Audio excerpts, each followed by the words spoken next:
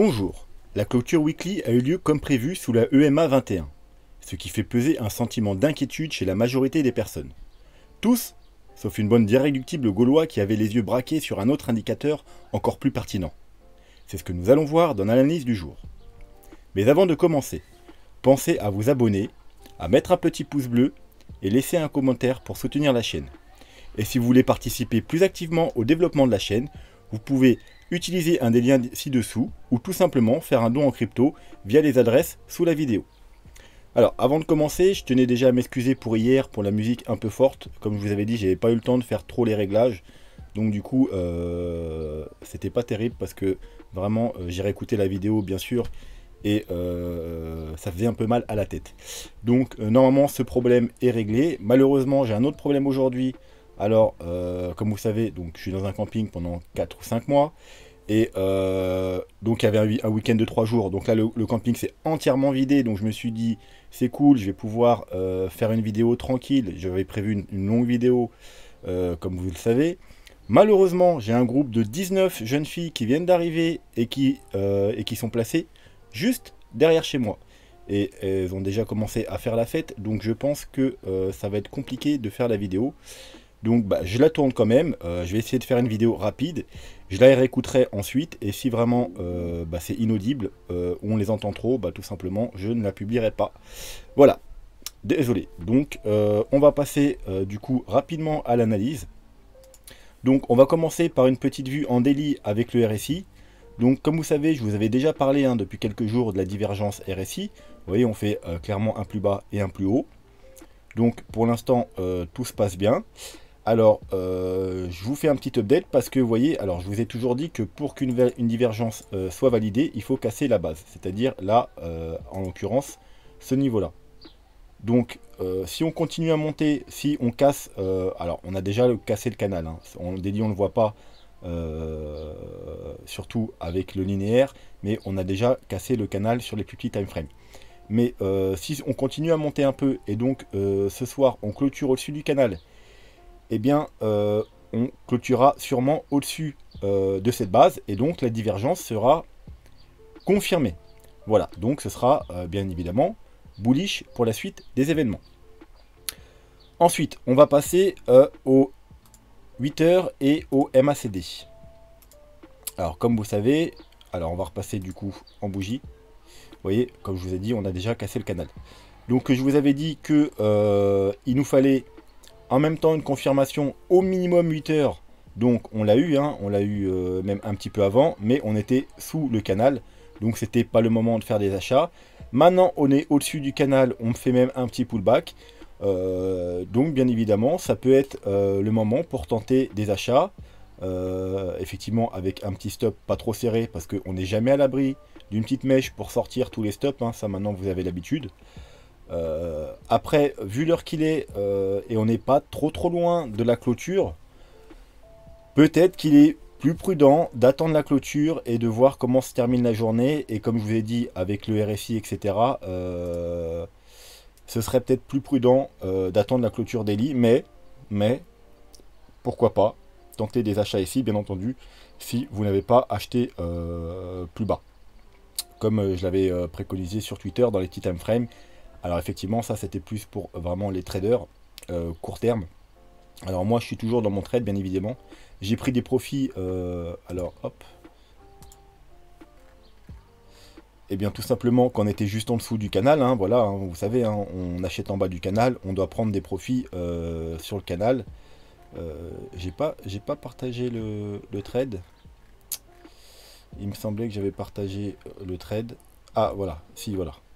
Retour sur le haut du canal, voilà, donc prise de profit. J'ai pas clôturé le trade, hein, je vous rappelle, je prends des profits.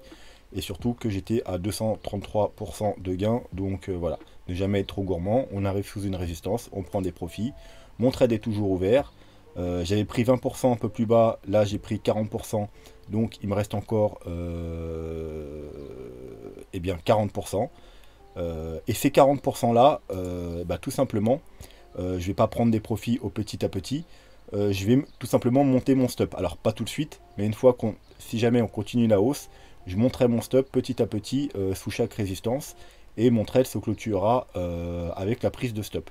Sinon, je le clôturerai, comme vous le savez, dans la target principale si on continuait à monter, c'est-à-dire la zone de rechargement de short, et le haut, le bas, ou comme vous voulez, le canal, la petite trendline baissière.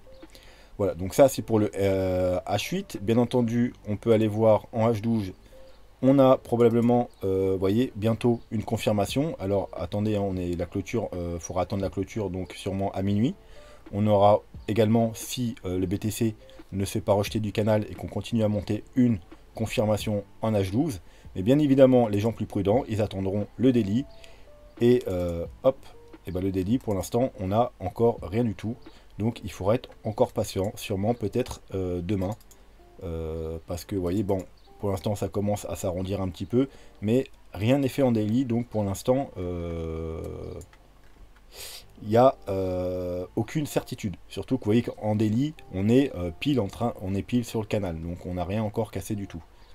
Même si dans les petits time frames, on est légèrement au-dessus. Ensuite, on va passer directement à ce qui nous intéresse aujourd'hui, c'est-à-dire le weekly. Donc on va remettre quand même, hop, voilà, la moyenne mobile que tout le monde surveillait. Mais comme je vous avais dit hier, c'est vraiment très peu probable qu'on remonte et qu'on clôture au-dessus. Donc on allait forcément clôturer au-dessous. Ça allait inquiéter tout le monde, donc bon, j'ai fait un peu le tour vite fait de YouTube, de Twitter, bien évidemment. Il y en a, du coup, ils se demandent, est-ce que c'est la fin du bull market parce qu'on a clôturé dessous? Mais comme je vous ai montré, alors, sur ce graphique, bien évidemment, il n'y a pas assez d'historique, on va pas le voir. Mais bien que c'est jamais arrivé dans le bull run de 2017, c'est arrivé dans le bull run de 2013. Vous voyez, ici, on pourrait très bien faire comme ça. Donc nous, ce qu'on surveillait, bien évidemment, ce n'était pas l'AEMA 21, mais c'était quelque chose que je crois que personne ne regarde. Hein. Je l'ai vu, j'ai vu personne en parler. Hein. Alors je regarde pas non plus tout le monde, mais en tout cas moi j'ai vu personne en parler. C'est le super trend en weekly. Et comme je vous avais dit, pour pas qu'il passe dans le rouge, il fallait surtout pas clôturer en dessous des 33 700 $. Et eh bien hier soir on a réussi à clôturer au-dessus. Donc pour l'instant, le super trend il tient, il est toujours vert. Donc, et comme vous le savez, lui, il s'est jamais trompé. Hein. Alors, c'est pas parce qu'il s'est jamais trompé qu'il ne se trompera jamais. Mais depuis le début du Bitcoin, vous voyez, toutes les bull market, il est vert. Les bear market, il est rouge. Les bull market, il est vert. Les bear market, il est rouge. Et même en 2013, lors de la correction, la grosse correction, vous savez, on a eu un bull market en deux parties. Et on a eu une correction de 80%. Eh bien, on a fait des mèches en dessous. Après, on est revenu le retester. Mais on n'a jamais eu un super trend weekly rouge en bull market. Voilà, encore une fois, ça ne veut pas dire que ça ne peut pas arriver, mais pour l'instant, on n'a jamais eu ça. Donc pour l'instant, c'est quelque chose qu'on trouve de plutôt fiable. Donc jusqu'ici, tout va bien. Voilà. Et du coup, tout le monde s'inquiète. Et qu'est-ce qui se passe? Tout simplement, on est passé hier hop, on a fait une mèche jusqu'à 31 000 $ et on est déjà à 37 000 $. Voilà, donc pendant que tout le monde panique, eh bien, vous le savez très bien, en général, les gens ont toujours tort. Donc du coup, le Bitcoin, lui, il remonte.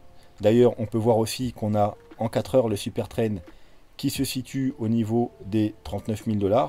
Donc comme vous le savez, hein, bien évidemment, ça peut être un petit signal d'achat aussi, plus court terme, mais vous voyez, ça peut nous faire quand même des belles tendances haussières.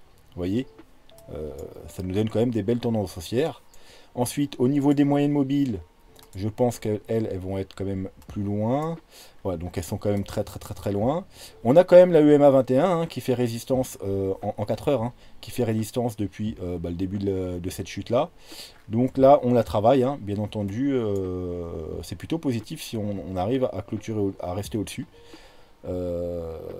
Mais c'est pas non plus la moyenne mobile la plus pertinente. Comme vous le savez, nous, en H4, ce qu'on regarde surtout, c'est la moyenne mobile de 100, mais malheureusement, elle est très loin pour le moment.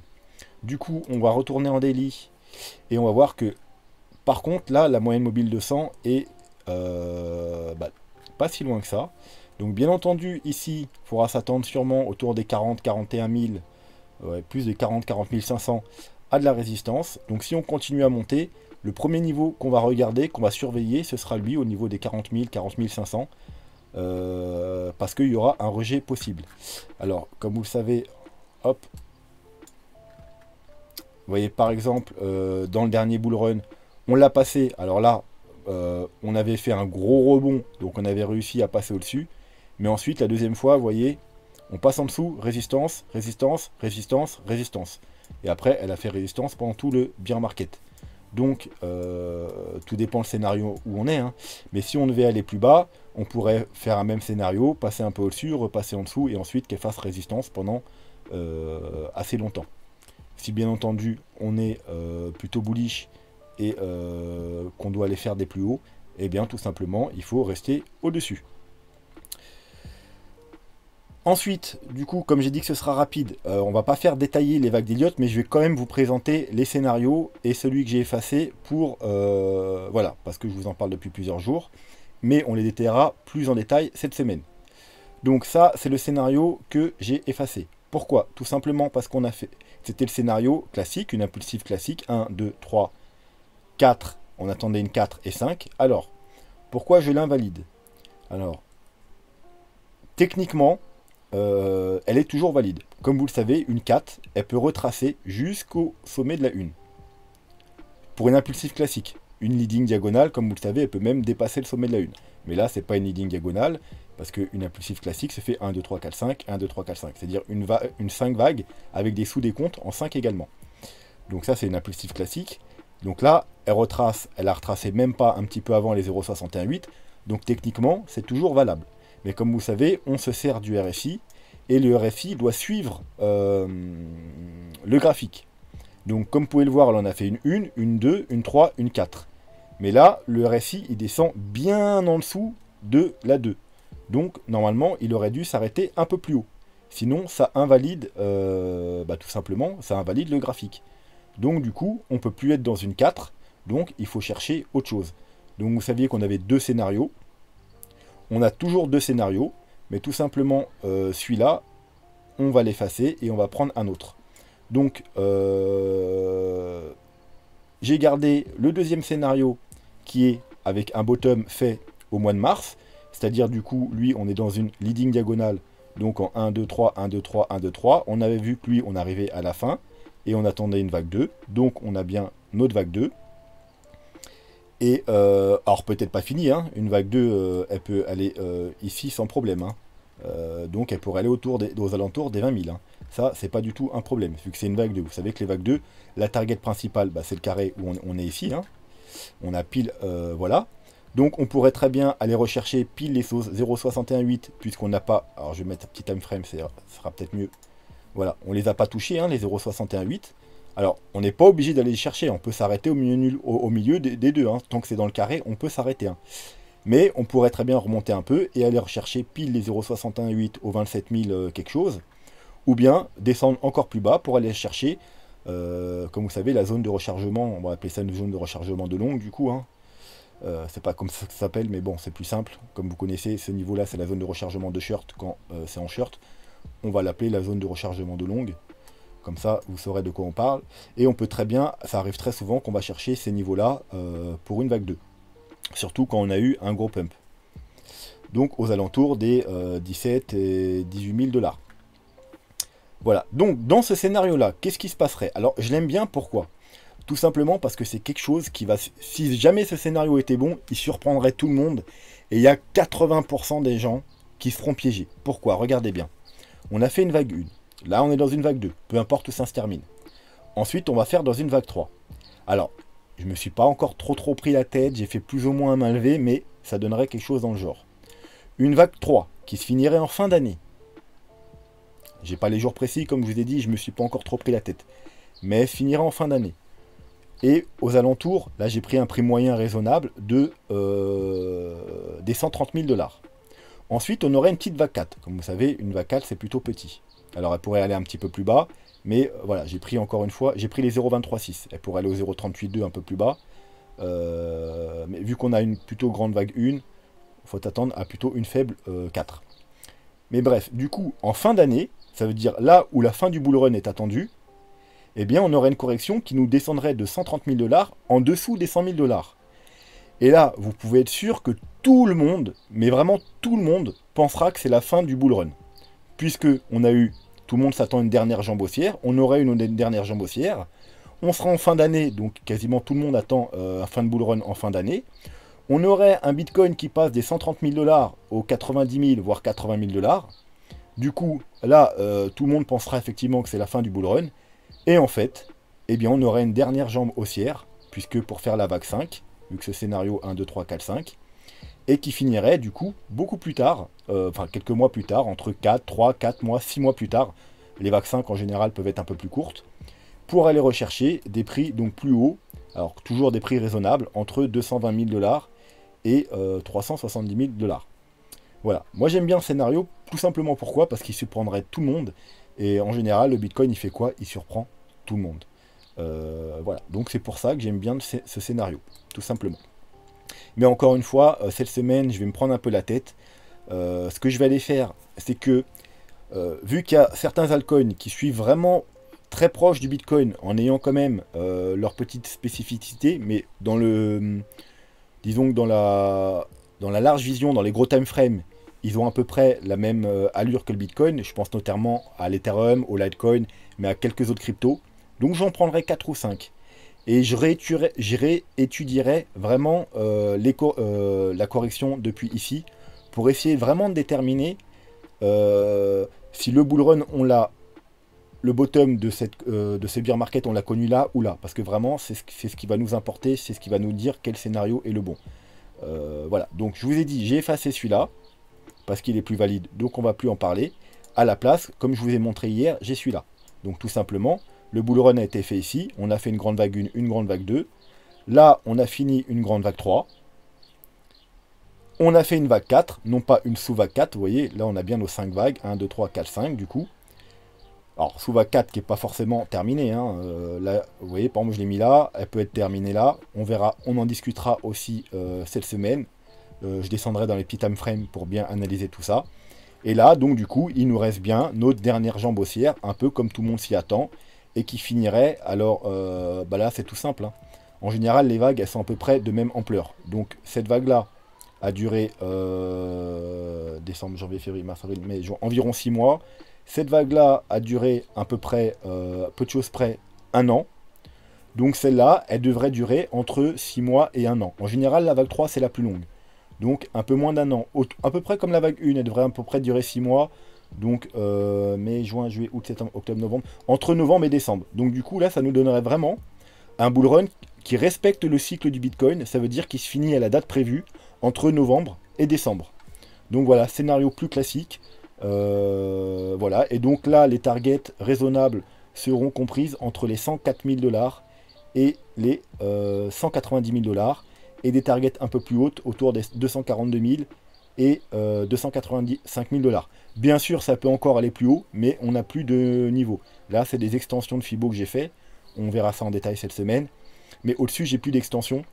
Donc au-dessus, c'est vraiment la découverte, si vraiment il y a une euphorie ou quelque chose comme ça. Mais comme vous le savez, nous on préfère regarder des targets plutôt réalistes et prendre des profits sur des targets réalistes, surtout si on a des signes ensuite d'un retournement. Si on n'a aucun signe, on prendra quand même des petits profits. Mais bien sûr, on laissera encore le cours monter s'il doit monter.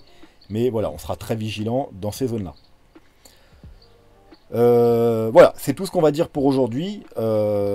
Du coup, j'espère que la vidéo sera audible parce que moi, je ne sais pas si vous allez les entendre sur le micro, mais j'entends les filles qui n'arrêtent pas de rigoler et de crier. Donc voilà, donc je vais réécouter la vidéo. Si c'est pas bon, bah tant pis, je la publierai pas. Demain, j'essaierai de faire une vidéo à un autre moment, peut-être dans la nuit ou je sais pas, parce qu'à mon avis, elles vont rester quelques jours ici. Sur ce, eh bien, comme d'habitude, passez une très bonne soirée. Soyez prudents, faites attention. Et si vous faites des achats en trade, n'oubliez pas vos stops, pas trop serrés, parce que le Bitcoin, surtout en ce moment, il nous fait des grosses mèches. Voilà, pour les investisseurs et les achats long terme, n'oubliez pas, on est sur des bonnes zones pour faire des achats. Voilà, et si on descend plus bas, comme d'habitude, vous rachèterez plus bas les investisseurs, vous n'avez pas à vous prendre la tête. Il y a 2-3 semaines, vous me demandez si c'était le moment d'acheter alors qu'on était à 65 000 $. Et là, vous me demandez encore si c'est le moment d'acheter alors qu'on est à 30-40 000 $. Bien évidemment, c'est le moment d'acheter. Le Bitcoin a été divisé par 2. Donc, vous pouvez acheter les yeux fermés. Mais comme d'habitude, par palier. Si vous voulez investir 1000 euros, eh bien, vous mettez 250 euros. Si ça descend encore, vous rajoutez 250. Si ça descend, et ça jusqu'à 10 000 dollars. Parce qu'on a vu de toute façon que si vraiment on était en bear market, on a vu ça il y a quelques jours, que la cible principale, si vraiment on a fait le top aux 65 000 dollars, c'était aux alentours des 10 000 dollars. Donc bien évidemment, on pourra s'arrêter avant aux 20 000, mais on a vu quand même qu'il y avait une concordance de pas mal de choses autour des 10 000 dollars. Donc tant pis si vous achetez aux 40 000 et que ça descend, vous rachèterez aux 30 000, aux 20 000, aux 15 000, aux 10 000. Et puis voilà, et puis au prochain bull run, quand le Bitcoin il atteindra 200 ou 300 000 dollars, vous aurez quand même un prix moyen autour des, j'en sais rien, 25 000 dollars, 20 voire 20 000 dollars, et vous serez largement gagnant. Donc les investisseurs, oui, c'est un moment d'acheter, ça fait plusieurs jours, je vous le dis, on est dans une zone d'achat, et si ça va plus bas, eh ben, ça vous donnera l'occasion d'acheter encore moins cher. Voilà, sur ce, je vous dis à demain. Tchuss!